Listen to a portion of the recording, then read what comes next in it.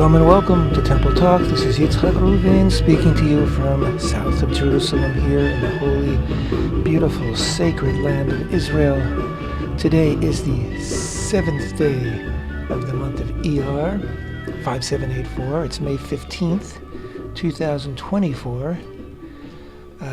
Today is 22 days, which are 3 weeks and 1 day of the omer, Chesed within Netzach.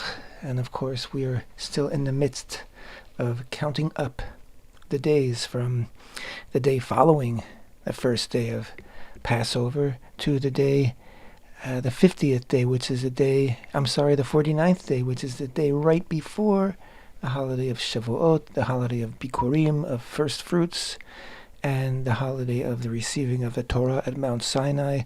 We're on the bridge between Passover and Shavuot, a bridge that, as we pass over this bridge and increase in our counting, we also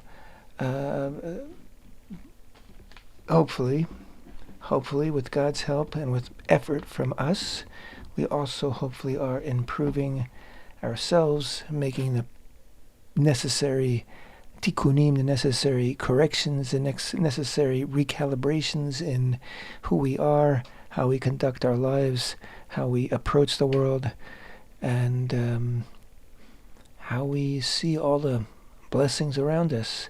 Do we express our gratitude to Hashem as we should? Are we good and kind and giving to others as we should be? Because that is why we're here, in order to give and to share and to appreciate that we are all created in the image of God, and we enhance our expression and our fulfillment of that image by doing good, and by doing good for others, by being generous people, and by expressing our gratitude, as I mentioned before, for all that we have. These past 2 days before today, I'm actually recording today on a Wednesday. I usually record on a Tuesday, but Tuesday was Yom Atzma'ut, Israel Independence Day, and not only is it an official state holiday, but it is a beautiful, beautiful day that in which we give our thanks to Hashem for the miracle known as the State of Israel, Medinat Yisrael, and for the fact that we have, for 76 years, been an independent nation. We have returned to the family of nations after a 2,000-year hiatus, otherwise known as exile, or in Hebrew, galut, very bitter experience in which we had no political power, no military might. We were guests in other people's lands, and we were at the mercy of our hosts, who at any moment could, and many times did, turn away from us and cause us tremendous pain and harm. I've been through many, many pogroms, many, many massacres, many evictions from entire countries. The Jews of exile suffered much in both the Christian world and in the Muslim world. And here we are today, our own independent nation, battling still for our independence and our freedom. And as you know, right now in Israel, we are in the 7th month of what here is completely understood as an existential war, meaning we need to win this war for the continued survival of our country. We cannot afford to lose this war, and anything but victory is defeat. And this is something that I think many people around the world, even if they're supporters of Israel, aren't really aware of how serious this is. This is just not another war. This happens to be our longest war in our history, and we are known for quick wars, which is how we've always preferred them. But this war we are battling, I've said it many times before in the show, and I don't want to belabor the point, but as you know, we're really battling. I think I've said 4 fronts in the past, but we're even talking about more fronts. We're talking about Hamas in the south, Hezbollah in the north. We're talking about Iran. From Iran, we're talking about Islamic militias, proxies of Iran in Iraq and Syria. Or we're talking about Judea and Samaria, where our army is constantly going in these days and routing out terror cells, Hamas, mostly Hamas terror cells, not only. And, of course, there are the Houthis from Yemen, who are a threat to us as well. And there's also the international arena, which, as you well know, many of the Western nations have turned their backs to Israel. And the greatest of the Western nations, the flagship of all democracies, the United States, has betrayed Israel, has stabbed Israel in the back. The Biden administration has stabbed Israel in the back with this arms holdup of weapons that can only help us to finish the war, a war that apparently the Biden administration doesn't want us to finish, doesn't want us to win. It wants to force Israel into negotiating a 2-state solution, a fantasy that never was a reality, never will be a reality. It's not something that the Palestinians want. They say it loud and clear every day.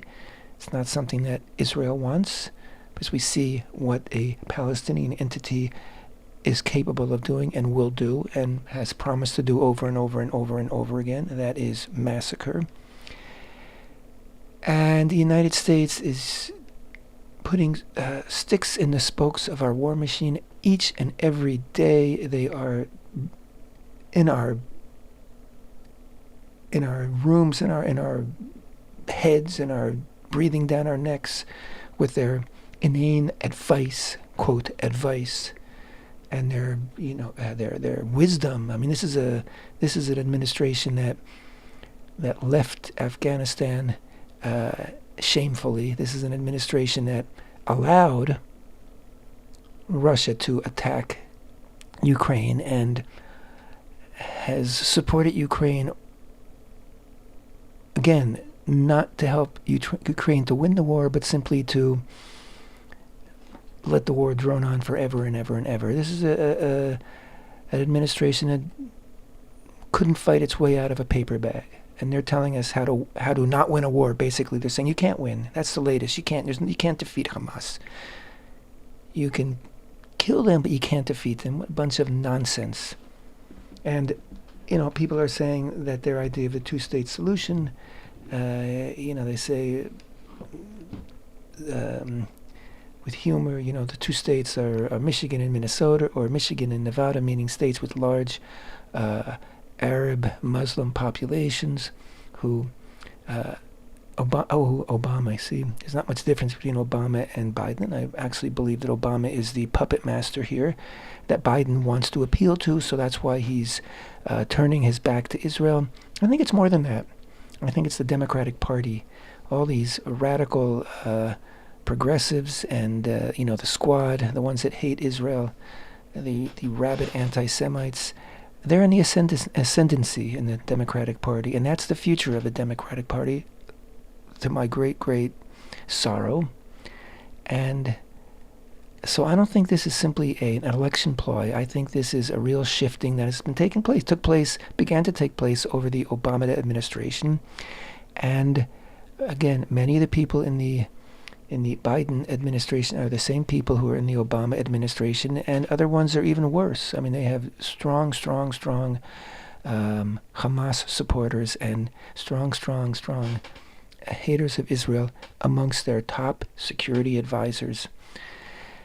And this is not simply, again, not an election ploy. I think it is the Democratic Party moving away from support for Israel, moving away from support for a democratic ally in a place where there are no other democracies, and breaking the solemn pledge of the United States for many, many years to be in Israel's corner in time of need. And in fact, ever since Oslo, when Israel was convinced to take tremendous security risks, the United States always said, "Listen, if it doesn't work, if it all goes to hell, we'll be there for you." Well, they're not here for us.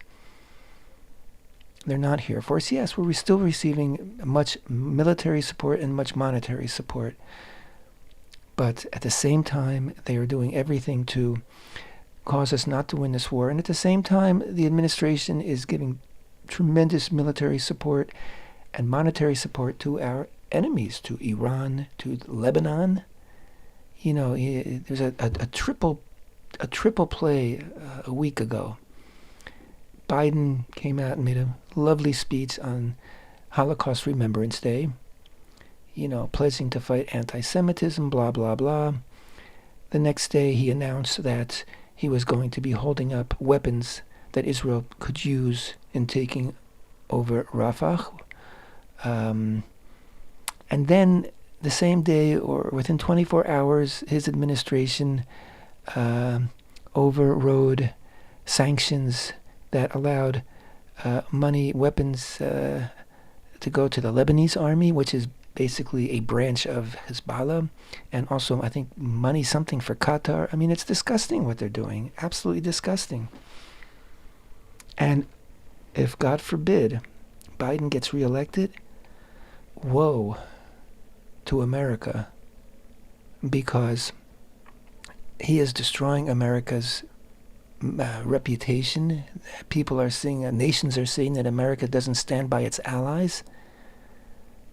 After championing Israel as, our greatest ally, blah, blah, blah.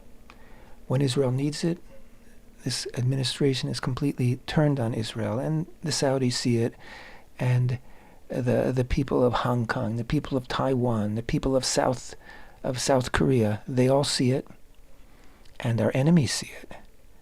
China sees it, Russia sees it, Iran sees it, the terrorists see it. It just puts it's open season now in Israel, because they've discovered they can do the most horrendous things.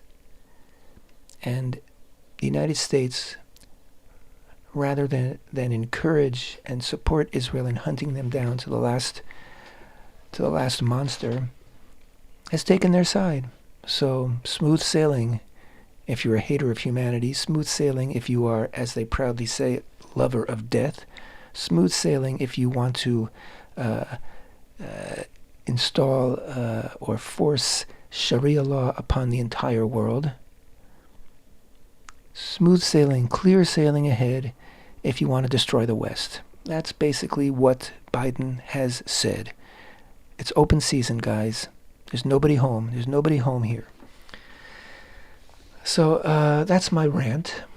That's my rant for today. But I want to tell you that, again, yesterday was Yom Atzma'ut, beautiful day, beautiful weather, and we celebrated as a nation, and we honored our heroes of October 7th and since.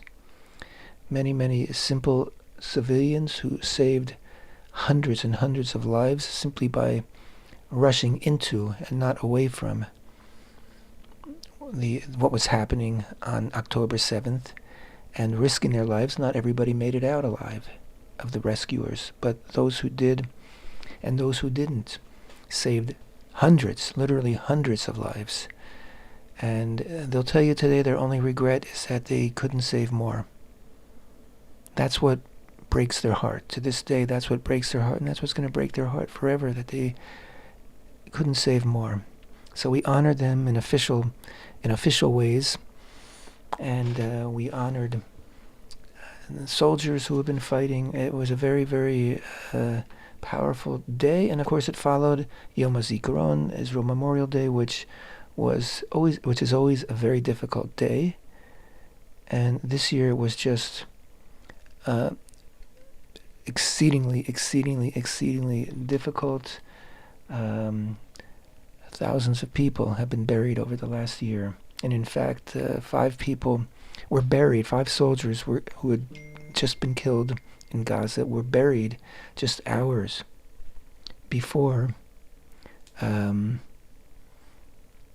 HaZikaron. So it's very with us. It's very here. We're not honoring people from once upon a time. We still honor those people, but we're honoring people who were with us a moment ago and aren't with us today. And it's very difficult, but we are a people that has seen a lot in our lifetime as a nation, which is up to 4,000 years old today. And we will continue to see and withstand and get through and survive and flourish with all that is set against us, with all that is thrown at us, and with all the hatred that seems to be an endless well of hatred that can be aimed at us. But we're a resilient people, we're a strong people, we're a people that believes in life and that believes in happiness and that does not allow for defeat, doesn't allow for simply caving into sadness. We persevere. We persevere, and we shall get through this and be stronger for it. And like I say, it's up to the other nations to really think about it and really decide what side of this battle they want to be on. A battle of civilization, of life, of humanity, of goodness, or they want to be on the side of terrorists who believe in death, who want to impose laws upon people that take away their freedom. They want to impose restrictions upon women that relegate them to property. So think, people, think. Think, leaders of the world. It may be a little more uncomfortable to side with what is right and what is good, but your people ultimately will thank you for it if you do make that choice. This week we are reading Parashat Emor in the book of Leviticus, and it begins chapter 21, verse 1, concludes chapter 24, verse 23. Emor is followed by Bahar and Bechukotai, which are often read together. I haven't checked this year if they're going to be read together, but so we're coming toward the conclusion of the book of Leviticus, and you can sort of feel it in the book in Parashat Emor. There's really nothing. It's not an exciting parsha. There's a lot of information in it, and it begins by discussing all sorts of rules and regulations concerning the Kohanim, the temple priests, and that certainly is a recurring theme of the book of Leviticus, also known in Hebrew as Torah Kohanim, the Torah of the priests, because so much of the book is focused on the Kohanim and on the service in the Mishkan, the tabernacle, which of course was conducted by the Kohanim. So there's a sort of a reprise here, and talks about the Kohanim, rules and regulations, begins with marital rules concerning Kohanim, marital rules which exist to this day, and it goes on to other rules concerning the Kohanim, and then it switches over to a review of the holidays, the sacred days of the year, of the calendar, and that more or less brings us to the end of the parsha. However, at the very end of the parsha, there's a very interesting story which sort of comes out of nowhere, which if we have time we'll discuss. Let's read the first few verses from Parashat Emor, chapter 21, verse 1, first in Hebrew, then in English. Vayomer Hashem el Moshe emor el HaKohanim bnei Aaron va'amarta alehem lenefesh lo itama ba'amav. Ki im lish'ero hakarov elav le'imo le'aviv לבנו ולביתו ולאחיו ולאחותו הבתולה הקרובה אליו אשר לא הייתה לאיש לך יטמא. לא יטמא בעל בעמיו להיכלו. לא ירקחו קרחה בראשם ופאת זקנם לא יגלחו ובבשרם לא ישרטו שרטת.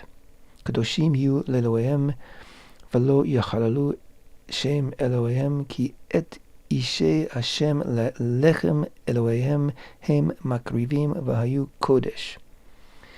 Hashem said to Moshe, say to the Kohanim, the sons of Aaron, and tell them, each of you shall not contaminate himself to a dead person among his people, meaning you can't be in the presence of a corpse, because that will give you tamei met. That will give you the impurity of contact with the dead. And to this day, Kohanim do not enter into cemeteries. If a relative passes away, they will go. They will be present on a path outside where the actual bodies are buried, so that they're in an area which has not been contaminated by the corpse. So it's a serious restriction that Kohanim abide by, and you never forget that you're a Kohen when you're a Kohen. Okay, so let's continue. Each of you shall not contaminate himself to a dead person among his people, except for the relative who is closest to him. Okay, these are exceptions: to his mother, and to his father, to his son, to his daughter, and to his brother, and to his virgin sister who is close to him, who has not been wed to a man. To her he shall contaminate himself. A husband among his people shall not contaminate himself to one who desecrates him. They shall not make a bald spot on their heads, and they shall not shave an edge of their beard, and in their flesh they shall not cut a gash. I assume that these are all possible responses to mourning, but again, they are restrictions. There are obviously practices that other peoples did, other religions did, and the Israelites, the Kohanim, are not allowed to, and they shall be holy to their God, and they shall not desecrate the name of their God. For the fire offerings of Hashem, the food of their God, they offer, so they must remain holy. And it goes on with who they can marry. A Kohen to this day cannot marry a divorcee, and he must marry a fellow Jew. He must marry a virgin, and if he were to marry someone who is does not fit this description, then he simply loses his title as a Kohen. He no longer functions as a Kohen, which today, of course, involves much less than it does in temple times. But, for example, he will not go before the congregation and bless the people. He will no longer be considered a Kohen. And it goes on, the Parsha, again, like I said before, discussing all these matters concerning the Kohanim. And when we get to the discussion about the holidays and Shabbat, one thing which is very relevant at this time of the year is when it mentions Passover, Pesach, and it mentions the omer offering, the barley offering made on the second day of the Passover holiday, meaning the evening after the Seder night. That next evening, it's the season that barley becomes ripe, and the first harvest takes place on that day, the day following the first day of Passover. And what would happen in temple times is that fields near Jerusalem would be harvested, the grain, the barley would be brought to the temple, where Kohanim would beat the barley, releasing the barley corns, and then they would roast them and then grind them and sift them. and they would then take a handful and toss it onto the altar fire, and then the Kohanim would actually eat the rest. And once that they did that, once that offering was completed, then the market was open for barley, and any Israelite could purchase barley. And it was the beginning of the barley purchase season. And again, we don't have the temple today, so we do not have that offering, although each year there are people who reenact the offering. The Temple Institute has often been involved in that, simply for educational purposes. It's a very beautiful thing. And this is what I want to read to you.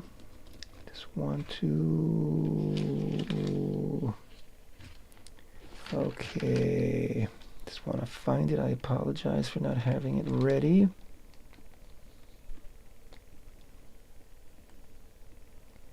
Okay.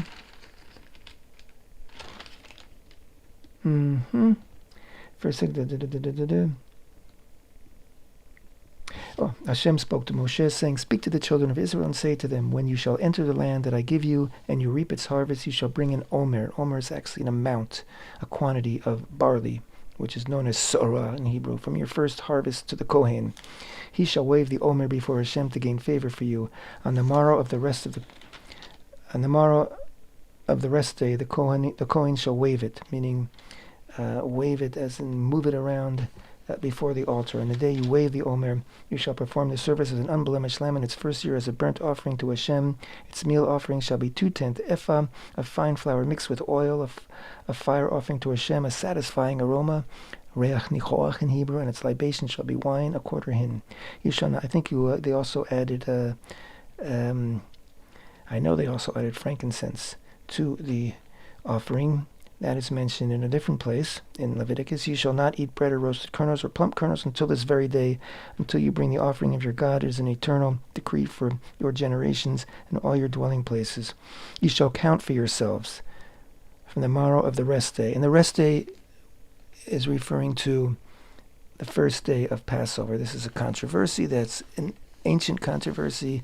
There were some sects in ancient Second Temple Israel who said, no, it's referring to the Shabbat, to the Sabbath following the first day of Passover. And the Prushim, who later became the Rabbanim, insisted that it refers to the rest day as referring to the first day of Passover itself, which means that since Shavuot follows the counting of the Omer, it means that if it's always begun on the first day of Passover, or the second day of Passover, then Shavuot will always be celebrated on the sixth day of the month of Sivan. If it's according to the Shabbat, the Sabbath that follows the first day of Passover, then that date will change from year to year, because it's not a fixed date. Because the Shabbat of Passover could be on the first day of Passover, could be on the third day of Passover, could be on the fifth day of Passover. We don't know. It changes each year, and so then the holiday of Shavuot would be on a different day each year. This was a controversy, ancient controversy, and there are always people who send messages correcting us when we say that the counting begins on the second day of Passover. They're entitled to correct us, but we're quite, this is our tradition for thousands of years, and we're not going to change it. And I don't know anybody, correct me if I'm wrong, I don't know of any group that actually counts the Omer other than the Jews, or counts the Omer beginning from a different date. Karaite Jews, I don't know. Samaritans, I don't know. It's possible. It's a good question. One that I should look up so I can be more informed. Okay, so Just continuing, you shall count for yourselves from the morrow of the rest day. And of course, this is Sfirat Omer they're talking about now, something which we do to this day, of course. You shall count for yourselves. That's a beautiful expression. Usfartem lechem. Count for yourself. Do it for yourselves. It's for you. It's for your benefit. This is your opportunity to count and to be accounted for and to make it count. Make your days count. Make your life count. You shall count for yourselves from the morrow of the rest day, from the day when you bring the omer of the waving, 7 weeks. They shall be complete. Until the morrow of the 7th week you shall count 50 days. And ye shall offer a new meal offering to Hashem. So, yes, the 7 full weeks is 49 days. And that 50th day is Shavuot, the day that we receive the Torah. And again, when Israel left Egypt, they had been immersed in a very, very dissolute society, a very, very immoral society of idolatry and immoral sexual practices, and they were deeply affected by this. And what we understand is that when Hashem took Israel out of Egypt, it wasn't because Israel deserved to leave. Israel was drowning in the impurity all around them. They were drowning in the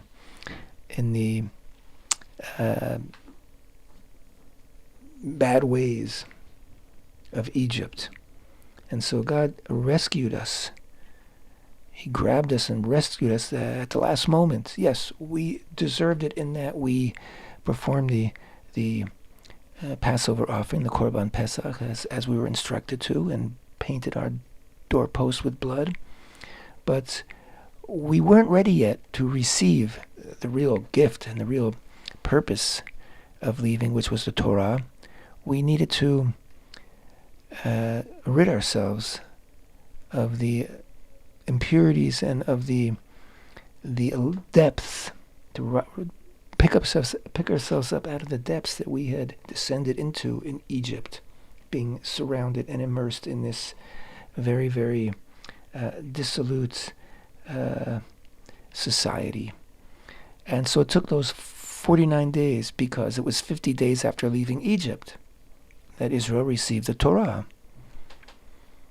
And we weren't able to receive it earlier because we just weren't spiritually ready for it.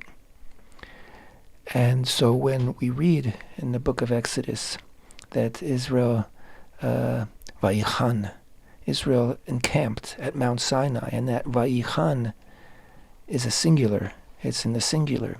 Israel encamped as one. And as we say, one people, one heart. When Israel had reached that stage of unity and purity, they were ready to receive the Torah. And so each year we also need to pick ourselves up and refine ourselves and shake ourselves free of all the dross that has accumulated on us.